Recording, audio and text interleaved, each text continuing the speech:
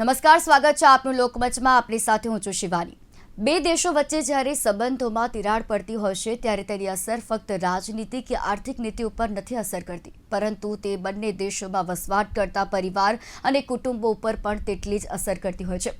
અને એવા કુટુંબો કે જે પરિવારો જેમના અલગ અલગ દેશમાં રહે છે અને તેમને આ બંને દેશો વચ્ચેના સંબંધોને કારણે વિખૂટા પડવું પડે છે. વાત આજે એક એવા કિસ્સાની કે જેમાં પાકિસ્તાની મહિલા પોતાના ભારતમાં રહેતા બાળકોને મળવા માટે આતુર છે, જેની વેદના અત્યારે બતાવવામાં આવી રહી છે. તેને પોતાના બાળકોને મળવું છે અને તેની વેદના અત્યારે છલકાઈ રહી છે, ઝંખી રહી છે પોતાના બાળકોને મળવા માટે. કયા એવા કારણો છે કે જે આજે પોતાના બાળકોથી તે વિખૂટી છે અને પોતાના જે બાળકો અત્યારે ભારતમાં જે રહે છે તેને મળવા માટે આતુર છે? તેના દ્વારા સોશિયલ મીડિયા મારફતે વિડીયો પણ કહેવામાં આવ્યો છે કે તેને પોતાના બાળકોને મળવું છે, પોતાના પરિવાર સાથે રહેવું છે, ભારતમાં રહેવું છે. તો આજે ગુજરાત ન્યૂઝના એક્સક્લુઝિવ લોકમંચમાં જાણવાનો પ્રયત્ન કરીશું કે શું એવી સમસ્યા છે કે જેને કારણે આ પાકિસ્તાની મહિલા ભારત પાછી નથી ફરી શકતી, કયા એવા કારણો છે? તો આજે જાણીશું વેદના સરહદ પારની. લોકમંચમાં આજે વાત કરીશું. આપણી સાથે ચર્ચામાં જોડાયા છે પરવેઝ શેખ કે જેઓ ભારતીય નાગરિક છે અને રેહાના શેખ કે જેઓ પાકિસ્તાનથી આપણી સાથે જોડાયા છે. આ બંનેનું સ્વાગત છે લોકમંચમાં. રેહાનાજી, સૌથી પહેલા તો જે આજે આપણે ચર્ચા કરવી પડી રહી છે કારણ કે અતિ મહત્વનો આ વિષય સૌ લોકોને જાણવાની આપણે જણાવીએ કે શા માટે આ કિસ્સો ઘટ્યો, શા માટે તમે અત્યારે પાકિસ્તાન છો, જો કે તમે લગ્ન ગુજરાતમાં કરેલા છે અને તેમ છતાં પણ અત્યારે તમારે પાકિસ્તાન રહેવું પડી રહ્યું છે. मुझे यहाँ पे मेरी शादी तो इंडिया में हुई थी 2015 में। मुझे हम्म। पासपोर्ट बनाने के लिए पासपोर्ट बनाने के लिए मुझे पाकिस्तान आना पड़ा। मेरी मैडम ने कहा मुझे कि आपको पासपोर्ट बनाने के लिए पाकिस्तान जाना पड़ेगा। मैंने अपनी हम्म। मैडम से बहुत रिक्वेस्ट की थी कि मैडम मुझे नहीं जाना है पाकिस्तान, मुझे पासपोर्ट अभी नहीं बनाना है। आप अगर यहाँ पे कुछ कर सकते हो तो बोला नहीं, फर्स्ट पासपोर्ट आपने बनाया था वो दिल्ली में बन चुका था, अब दूसरा पासपोर्ट हम्म। बनाने के लिए आपको पाकिस्तान ही जाना पड़ेगा। तो उस हिसाब हम्म। से मैं यहाँ पर आई अपनी फैमिली के साथ, अपने बच्चों को, अपने हस्बैंड को लेकर, जिसमें हम्म। मुझे 22 दिन का वीजा मिला था। उसमें मेरे को पासपोर्ट भी बनाना था और एनआईसी भी बनाना था। दोनों चीजें बनाने के बाद मेरी तारीख वीजे की एक्सपायरी डेट सिर्फ 1 दिन का टाइम बचा था मेरे पासपोर्ट वीजे में, और पासपोर्ट हम्म। आया और मैं बॉर्डर क्रॉस नहीं कर सकती थी क्योंकि यहाँ से कराची से लाहौर जाने का रास्ता 1 दिन का सफर है, जैसे कि दिल्ली से राजकोट 1 दिन लगता है, वैसा हम्म। कराची से लाहौर 1 दिन लगता है। तो मेरे माँ बाप, मेरे मम्मी और मेरे अब्बू ने मुझे मना कर रहे थे, बोला कि नहीं अभी आप नहीं जाओ, अल्लाह ना करे कुछ ऐसा मसला आ गया तो तुम कैसे अकेली आओगी। हमारे यहाँ आपको पता है पाकिस्तान के हालात कैसे, कि लड़की वगैरह अलग नहीं घूम सकती है, अकेले नहीं रह हम्म। सकती है। तो उस हिसाब से मम्मी और अब्बू डर रहे थे, तो मेरे हस्बैंड और मेरे बच्चों को मुझे छोड़ना पड़ा। मैं बहुत परेशान हो गई थी उनको छोड़कर। જી. પરવેશજી, આપ શું કહેશો આ મામલે? જે સમગ્ર જે ઘટના છે તે રેહાનાજીએ જણાવી કે તેમની સાથે શું ઘટ્યું હતું અને શા માટે અત્યારે તેમને પાકિસ્તાન રહેવું પડે છે. આપનું આ વિષય પર શું કહેવું છે? મારે બસ એટલું કેવું છે કે મારી વાઈફ ને અત્યારે વિઝા મળી જાય. એટલે 2022 માં અમે લોકો ગયા હતા, એનો પાસપોર્ટ રિન્યુ કરવા જ ગયા હતા. અમે કઈ મોટો કરવા તો ગયા નહોતા. અમે સરકાર પાસે તો મારી અત્યારે એ જ અપીલ છે અત્યારે કે મારી વાઈફ ને જલ્દી થી જલ્દી વિઝા દઈ દે. વિઝા હમ. અત્યારે ના દઈ શકે. ઓપરેશન સિંદૂર અત્યારે જે થયું છે આપણે, એ હમ. તો હમણાં 1 વર્ષથી જ થયું છે. બાકી મેં મારી વાઈફ ને 3 થી 4 ફેરી મેં પેપર મોકલેલા છે અહીંયાથી, રાજકોટ થી, ઇન્ડિયા થી. હમ. ને પાસપોર્ટ એ જમા પણ કરાવ્યા, પેપર જમા કરાવ્યા. ઓપરેશન સિંદૂર તો હમણાં 1 વર્ષ થયું, પણ એ 2022 થી અહીંયા ફસાણી છે અહીંયાથી. વિઝા હમ. નથી આપતા એ લોકો, ગવર્મેન્ટ આપણી ઇન્ડિયન એમ્બેસી પર. શું રીઝન છે ને એ પણ એ લોકો નથી કઈ મને કહેતા. હું 2 થી 3 ફેરી મેં અહીંયા મેડમ પાસે ગયો. દિલ્હી પણ હું જઈ આવ્યો છું. દિલ્હીમાં રેહાનાજી, પણ મને ત્યારે હવે જેમ પરવેશજીએ વાત કરી, આપે વાત જણાવી, હવે પાકિસ્તાનની વાત કરી તો અત્યારે આપ પાકિસ્તાનમાં છો.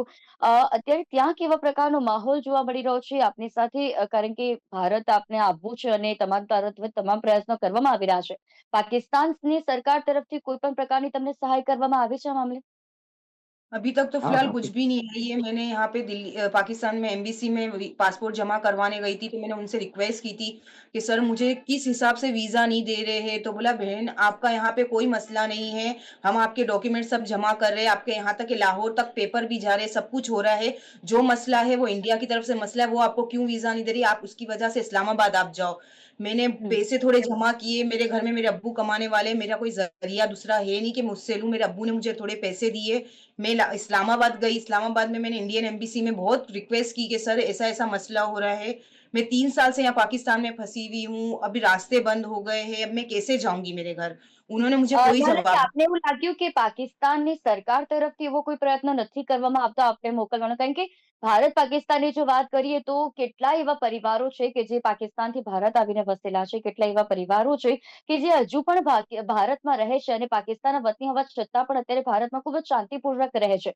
આપની સાથે જે પણ આ કિસ્સો ઘટ્યો છે ત્યારે પાકિસ્તાન સરકાર તરફથી પણ એવો પ્રયત્ન કરવા જોઈએ કે તેમની જે નાગરિક છે કે જેમના લગ્ન ભારતમાં થયા છે અને જેમને પોતાના પરિવાર પાસે જવું છે, પોતાના બાળકો પાસે જવું છે અને તેમ છતાં પણ તે નથી જઈ શકતી. તો સરકાર તરફથી એવા પ્રયત્નો કરવામાં આવતા હોય છે. કારણ કે ભારતના જો કોઈ પણ નાગરિક હોય અને તે પણ કોઈ પણ દેશમાં ફસાયેલા હોય છે, તો ભારતની સરકાર તરફથી એવા તમામ પ્રયત્નો કરવામાં આવતા હોય છે. તો પાકિસ્તાન સરકાર તરફથી એવો કોઈ આપને જવાબ આપવામાં આવ્યો કે તમારે એમને સહાય કરશે અથવા તમને ત્યાં મોકલવાની એટલે કે અહીંયા ભારતમાં મોકલવાના તમામ પ્રકારના તેઓ સુવિધા તમને કરી આપવામાં આવશે, એવું કોઈ પાકિસ્તાન સરકાર तरफથી કહેવાયું? नहीं, ऐसा तो कुछ भी नहीं हुआ। मैंने हर जगह रिक्वेस्ट की, हर मैंने पाकिस्तान न्यूज़ वालों के पास भी गई, मैं हर जगह पे हुँ, गई जिन-जिनके पास मैं जा सकती थी। सबने मुझे यही कहा कि हम कुछ नहीं कर सकते हैं। ये इंडिया और पाकिस्तान का मसला है, हम कुछ नहीं कर सकते हैं। सबने मुझे एक ही जवाब दिया, मैं उन सब से थक गई थी। अब मैंने बोला मैं करूँ तो क्या करूँ? तो फिर मैंने अपनी वीडियो बना के इंस्टाग्राम पे पोस्ट की थी। बाकी मुझे ओके, बिल्कुल भी नहीं था, क्योंकि 2 साल जी, पहले जो था अभी मसला तो अभी हुआ है 1 साल पहले ये इसका जो सिंदूर जी, क्या जो हुआ ऑपरेशन था, सिंदूर, जी। ऑपरेशन सिंदूर जो हुआ था इंडिया और पाकिस्तान का जो मसला हुआ था, उसमें 1 साल पहले यानी अप्रैल में ही हुआ था ना। उसके बाद हुँ, से पहले मैं जमा कर रही थी, तब भी मुझे वीज़ा नहीं दे रहे थे। तब तो वीज़ा और रास्ते सब चालू थे, तब भी मुझे वीज़ा नहीं दे रहे थे। ये तो अभी 1 हुँ, साल हुआ है इस मसले को जो मुझे वीज़े और रास्ते और बंद कर दिए हैं। जी। मेरी पाकिस्तान परवेज़ की जी गवर्नमेंट कोई मुझे सपोर्ट नहीं कर रही। मैं उनके पास बहुत मैंने रिक्वेस्ट की, मैंने वीडियोज़ वगैरह बनाई है, मैंने काफ़ी लोगों से कहा, किसी ने मेरी हेल्प नहीं की। कोई भी हाथ ऊँचे कर रहा है, सब मना करे कि हम नहीं कुछ कर सकते हैं। ये इंडिया और पाकिस्तान का मसला है। जो होगा जी, आपको इंडिया वाले वीज़ा देंगे, हमारा कुछ भी नहीं है। यहाँ से मुझे ये जवाब मिल रहा है। ઓકે. પરવેશજી, તમે પણ પાકિસ્તાન ગયા હતા જી. કારણ કે જે રિહાનાજીને જે પણ ઇશ્યુ થઈ રહ્યો હતો વિઝામાં અને એટલા માટે જે રાજકોટમાંથી તમને જે આપવામાં આવ્યા હતા કે 28 દિવસની પરમિશન આપી હતી, તમને વિઝા 28 દિવસના આપ્યા હતા. ત્યારે પાકિસ્તાનમાં તમારા દ્વારા કયા પ્રયત્નો કરવામાં આવ્યા ત્યાંની સરકારને રજૂઆત કરવા માટે કે જે વિઝા છે તે રિન્યુ કરવામાં આવે અને તેમને ભારત તેમની સાથે તમે પરત લાવી શકો તે માટે તમારા દ્વારા કોને-કોને તમે મળ્યા ત્યાં આગળ? હું પેલા આપણે મેડમે 22 દિવસનો વિઝા આપ્યો હતો મારી વાઈફને. બરાબર, 22 દિવસનો વિઝા આપ્યો હતો અને પાકિસ્તાન અમે લોકો ગયા હતા, બાળકોની સાથે અમે લોકો ગયા હતા અને મૂળ તો એનો જે પાસપોર્ટ રિન્યુ કરવાનો હતો એ જ ખાસ એના હાટુ જ અમે ગયા હતા. એનો હમ, પાસપોર્ટ રિન્યુ થઈ જાય પણ મેડમને 6 મહિના પહેલા પાસપોર્ટ આપ્યો હતો મારી વાઈફે. એને નુરી વિઝા 3 મહિનાનો વિઝા મળે.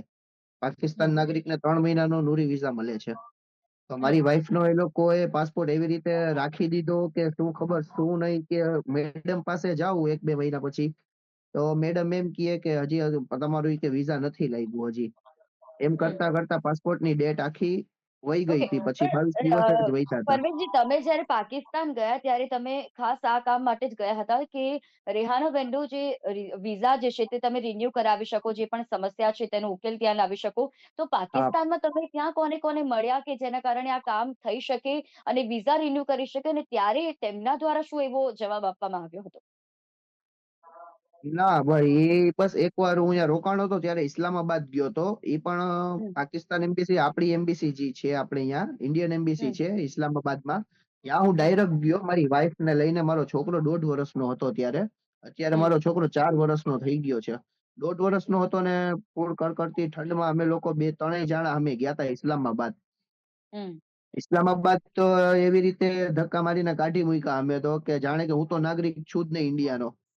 ને આ હમ. પણ ઇન્ડિયાની નાગરિકતા જ છે. એ પણ લોકો એમ્બેસી એવું પણ નાગરિક જ બની છે. શકે ને કે પાકિસ્તાન તરફથી પ્રયત્ન નથી કરવામાં આવતા, સરકાર તંત્ર તરફથી પ્રયત્ન નથી કરવામાં આવતા કે રેહાનાબેન જે છે તેમના પરિવાર સામે, કારણ કે તમે એક ભારતીય નાગરિક છો અને આપને પણ ખ્યાલ હશે કે આપણા ભારતીય દેશના કોઈ પણ જગ્યા પર જો નાગરિક ફસાયેલું છે કોઈ પણ પરિસ્થિતિમાં, ત્યારે કોઈ પણ પરિસ્થિતિ તમે લઈ લો અન્ય દેશોની, અને ત્યાં જો આપણું ભારતીય નાગરિક ફસાયેલું છે તો એને હેમખેમ પાછો લાવવાનું કાર્ય પણ ભારત સરકાર કરતી હોય છે, અને એ તમામ પ્રકારની જવાબદારી પણ ભારત સરકાર નિભાવતી હોય છે. ત્યારે કોઈ પણ એવી સમસ્યા જો પાકિસ્તાન સરકાર તરફથી કદાચ ઉપજાવેલી હોય કે તેમના તરફથી એવો કોઈ પ્રયત્ન કરવામાં આવી રહ્યો હોય, આપને એવું લાગે છે ખરા?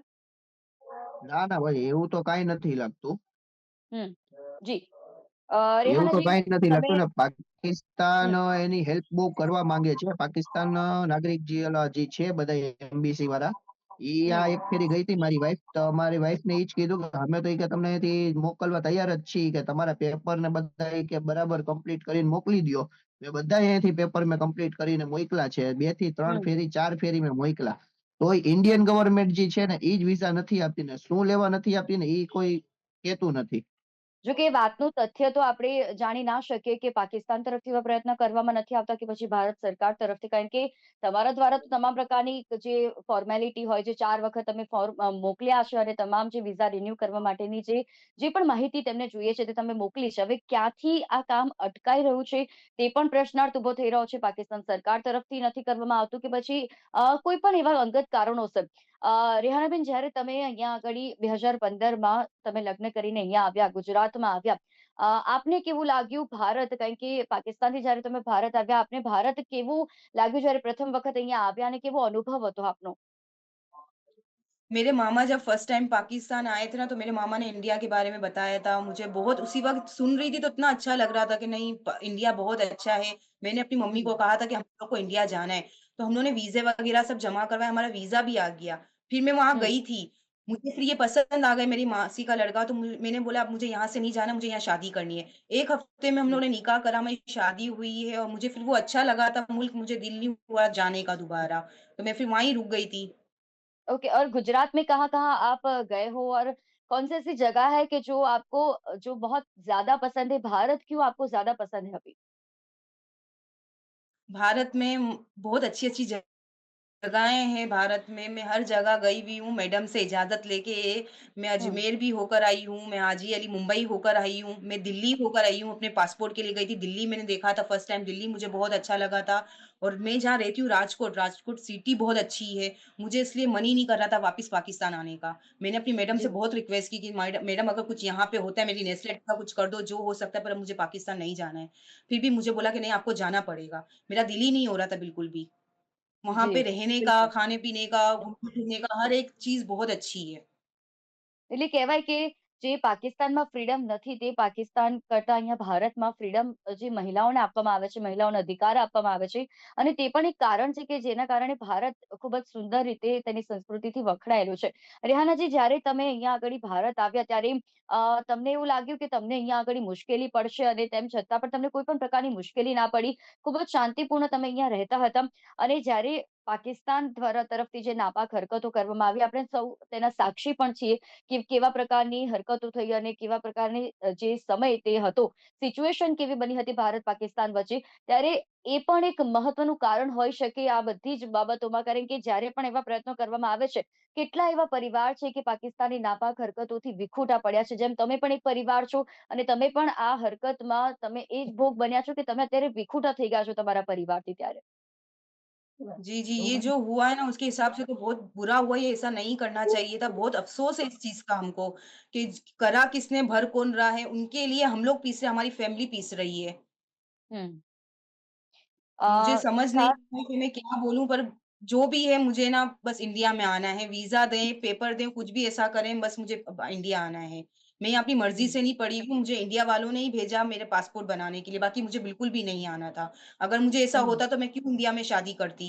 मुझे इंडिया में जी, अच्छा लगा, मुझको पसंद आया, मैं इसलिए फ़ॉरेन सिर्फ़ घूमने-फिरने के लिए आई थी।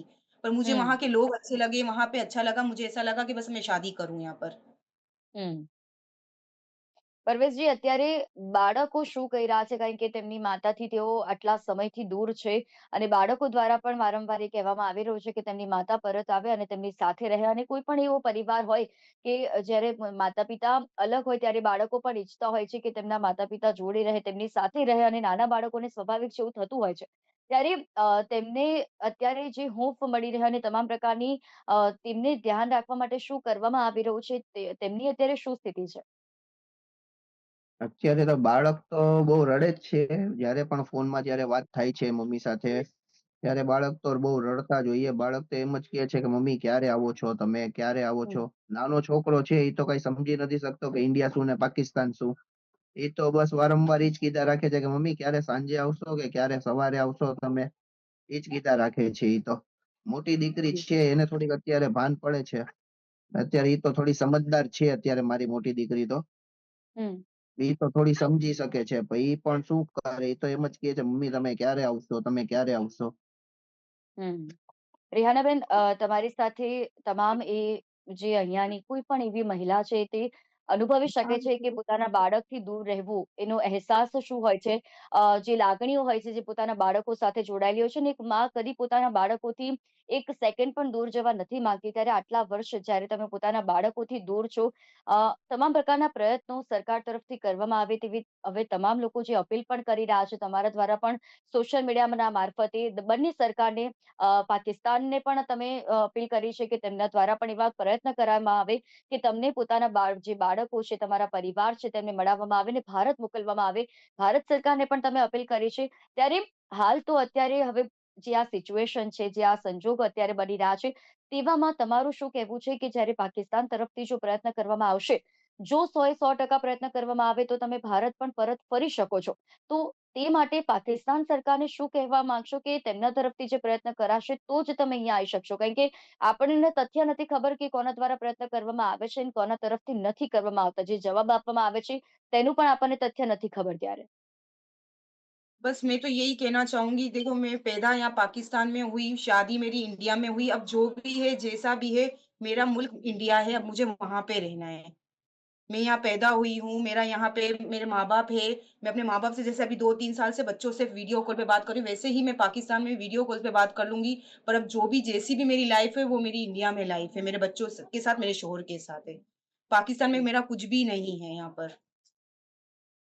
જી. પરવેશજી, ભારતમાં જે અત્યારે આપના બાળકો સાથે આપ રહો છો અને અ, તે પણ અત્યારે પાકિસ્તાન ગયા હતા અને ત્યારે હવે તે ભારત જ્યારે પરત ફર્યા છે, તેમને ભારતમાં કેવું લાગે છે? કારણ કે પાકિસ્તાન પણ તે રહેલા છે, અત્યારે ભારત પણ તે અત્યારે રહી રહ્યા છે. તેમને કેવું લાગી રહ્યું છે અત્યારે ભારતમાં ને અત્યારે શું કહી રહ્યા છે તે? અત્યારે તો એ લોકો પાકિસ્તાન તો ગયા તા. મારો છોકરો 1.5 વર્ષનો હતો. એક હમ. જ વર્ષનો હતો, 1.5 વર્ષનો હતો. ત્યારે તો એને કઈ એટલી બધી કઈ ખબર નહોતી કે શું પાકિસ્તાન છે ને આપણે ક્યાં જાય છીએ ને. મારી હમ. દીકરી થોડીક મોટી હતી, એને થોડીક સમજ હતી કે હું નાનીના ઘરે જાઉં છું, મારા પાકિસ્તાન જાઉં છું.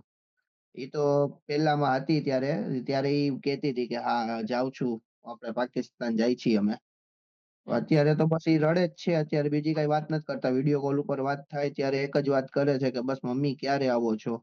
હવે આ ઓપરેશન સિંદૂર થયું છે અત્યારે, આ જી. બધું થયું છે તો હવે મુશ્કેલી જેવું તો દેખાય છે. પણ કાંઈક ગવર્મેન્ટ આમ વિડીયો જોવે ને છોકરાઓને ઈ સામું જોવે વિડીયો જોઈને, ને કાંઈક એને પેપરનું કાંઈક એવું લેખિત કાંઈક આપી દે કે ઈ પેપર દેખાડીને કદાચ બોર્ડર ક્રોસ કરી લે, એવું કાંઈ થાય. પણ બિચારા છોકરાઓનું શું વાંક, અમારું શું વાંક એમાં? જી. બિલકુલ પરવેશજી, અને તમારી વાત સાથે દરેક અત્યારે વાલીઓ પણ કોઈ પણ અહીંયા પોતાના બાળકોને લઈને દરેક વ્યક્તિ જે છે તે લાગણીઓથી જોડાયેલું હોય છે.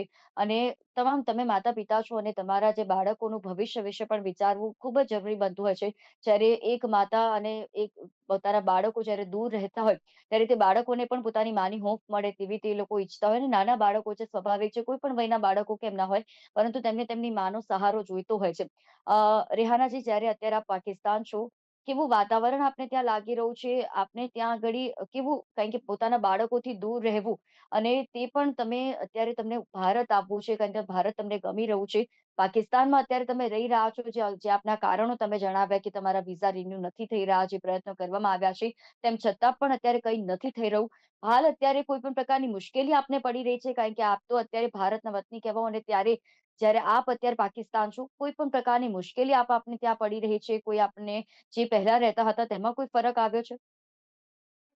फ़र्क तो बहुत आ गया है, पहले सस्ताई थी, अभी इतनी महँगाई हो गई है, मेरे घर में मेरे अब्बू सिर्फ़ एक कमाने वाले हैं, हमारा कोई है ज़रिया नहीं कि कोई दूसरा कोई काम पे जाए, इतनी यहाँ पे महँगाई है। हुँ, खाना-पीना इतना महँगा है, लाइटें इतनी नहीं होती है, पानी नहीं, गैस नहीं, फ़ायदा क्या है ऐसी लाइफ़ का?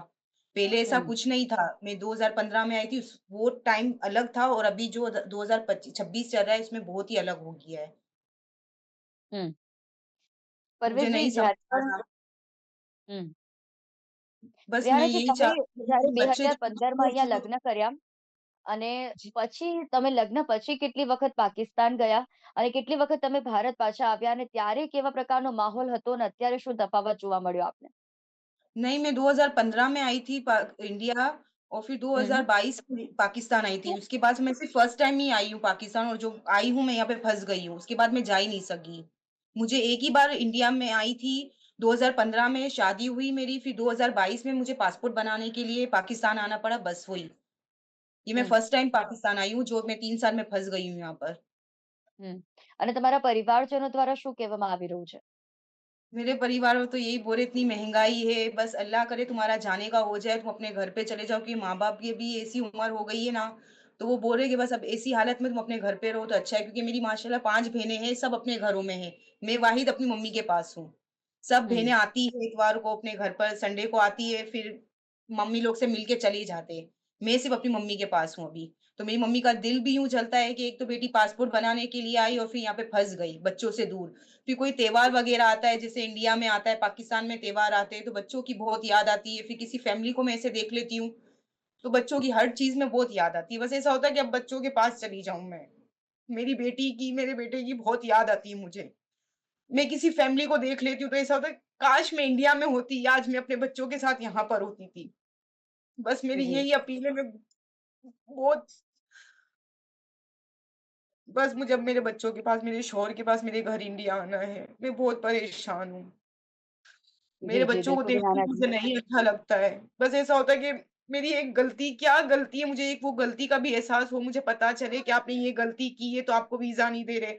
पाकिस्तान वाले कह रहे हैं हम तो आपका पासपोर्ट जमा करवा रहे हैं, आपके पेपर सब जा रहे हैं, वीज़ा देना है तो इंडिया वालों को देना है। રિહાનાજી, इंडिया તમને वाले कह જ્યારે रहे हैं हमें પાકિસ્તાન किसी તરફથી बचा। આવું કહેવામાં આવ્યું કે તમને એમના તરફથી તમામ પ્રયત્ન કરવામાં આવી રહ્યા છે, તો કોઈ પ્રૂફ તેમના દ્વારા બતાવવામાં આવ્યું કે તેમને આ જે ઇન્ક્વાયરી છે તમારી જે છે તે સોલ્વ કરી છે, તમારા પેપર મોકલ્યા છે, તેવું કોઈ प्रूफ बताવ્યું पाकिस्तान तरफથી? नहीं, कुछ भी हाँ, नहीं। बस एक पेपर दे देते थे, उसमें लिखा हुआ होता था कि ना आप आपको कॉन्टैक्ट करना है दिल्ली इस्लामाबाद एम्बेसी में। बस उसमें उनका हुँ, नंबर लिखा हुआ था और मैं वहाँ गई थी, मैंने उनको वो कार्ड भी दिखाई थी, जो मेरी वीडियो में पहले कार्ड मैंने डाली भी जी, हूँ। हाँ, उसमें सब लिखा हुआ भी है कि इंडियन एम्बेसी और पाकिस्तान एम्बेसी। तो उनके पास मैं गई, मैंने इनको कहा कि आपने मुझे कार्ड दिया था मेरे पासपोर्ट में, मुझे वीज़ा क्यों नहीं दिया? बोला हमें नहीं पता। हुँ, वो भी ओके, मुझे यही એટલે कहते थे और मेरे से बात भी नहीं करे और बदतमीज़ी से दरवाज़ा बंद कर दे। पास एक तो इन लोगों में ऐसा है कि जैसे कि पाकिस्तानी पासपोर्ट देख के पता नहीं क्या हो जाता है, हर कोई इंसान एक जैसा नहीं होता है। જી, करता જી, कौन है, તમારી भरता વાત कौन સાચી છે है। રિહાનાજી અને તમામ લોકો એ સમજે છે પણ ખરી. પરંતુ આપે જેમ કીધું એમ કે પાકિસ્તાન તરફથી કોઈ પણ પ્રકારનું એવું પ્રૂફ નથી આપવામાં આવી રહ્યું કે તમારા ડોક્યુમેન્ટ મોકલ્યા છે કે નહીં. એટલે આપણે એ પણ ના કહી શકીએ કે ભારત સરકાર પ્રયત્ન નથી કરવામાં આવતી. કદાચ ભારત સરકાર સુધી એ કાગળો પહોંચતા જ નહીં હોય.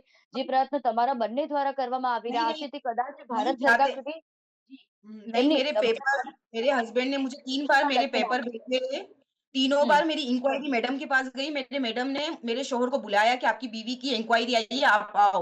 वो मेरे शौहर तीनों बार इंक्वायरी के लिए गए हैं।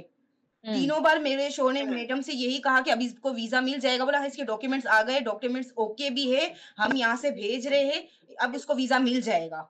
डायरेक्ट मैडम यही कहती थी, तीनों बार इंक्वायरी आई है, तीनों बार मेरे हस्बैंड गए हैं वहाँ पर मैडम के पास। બિલકુલ રેહાનાજી અને પરવેશજી, આ બંને જે પણ વાત કીધી અને જે પણ સંજોગોમાંથી આપ અત્યારે પસાર થઈ રહ્યા છો, જે પણ સમસ્યાનો અત્યારે આપ સામનો કરી રહ્યા છો, આ બંનેની જે રજૂઆત સરકારને કરવામાં આવી રહી છે, ભારત સરકાર ચોક્કસથી આના ઉપર વિચારણા કરશે અને આપના દ્વારા આપના પરિવારને મળાવવામાં આવે. જલ્દીમાં જલ્દી આપ આપના બાળકોને મળો અને હેમખેમ જલ્દી ભારત પાછા આવો, આપના ભારતમાં પાછા આવો તેવી અમે આશા રાખીએ છીએ અને એવી અપીલ પણ કરીએ છીએ કે જલ્દીમાં જલ્દી આપ આપના ભારત પાછા આવો અને આપના પરિવાર સાથે રહો. રેહાનાજી, પરવેઝજી, આપ બંને અમારી સાથે જોડાયા અને આપની વાતને રજૂ કરી તે બદલ આપનો આભાર. Thank you. તો લોકમંચના કાર્યક્રમમાં આજે વાત હતી એવા પરિવારની કે જે ભારત પાકિસ્તાન અત્યારે કોઈ પણ પરિસ્થિતિમાં હોય પરંતુ તેને કારણે પાકિસ્તાનની નાપાક હરકતોને કારણે જે પરિવારો વિખૂટા પડ્યા છે ને તેમાંનો જ એક પરિવાર સાથે વાતચીત કરી કે તેમને અત્યારે શું અનુભવ થઈ રહ્યો છે. કારણ કે એક માં કે જે અત્યારે પાકિસ્તાન બેઠી છે ને તેમનું ભારત તેમને ગમી રહ્યું છે, તેમને ભારત અપનાવી લીધું છે, પરંતુ તેમ છતાં પણ પાકિસ્તાનની નાપાક હરકતોને કારણે અને જે અંગત કારણોને સાર અત્યારે તે પાકિસ્તાન છે અને તેમને ભારત આવવું છે. તેમને ભારત સરકારને પણ અપીલ કરી છે, તેમને પાકિસ્તાનને પણ કીધું છે કે તેમને અહીંયા ભારત વહેલામાં વહેલી તકે મોકલે, તેમના પરિવાર સાથે તેમને રહેવું છે, તેમના બાળકો સાથે રહેવું છે. જોવાનું રહેશે કે આગામી સમયમાં કેવા પ્રકારનો નિર્ણય લેવામાં આવે છે ભારત સરકાર તરફથી અને રેહાનાબેનને ક્યારે પણ ભારત તરફ લાવવામાં આવે છે, હેમખેમ પરત ફરશે અને ક્યારે તે પરિવારને મળશે. લોકમંચના કાર્યક્રમમાં હાલ બસ આટલું જ. ફરી મળીશું નવા વિષયની સાથે. ત્યાં સુધી મને રજા આપશો. નમસ્કાર.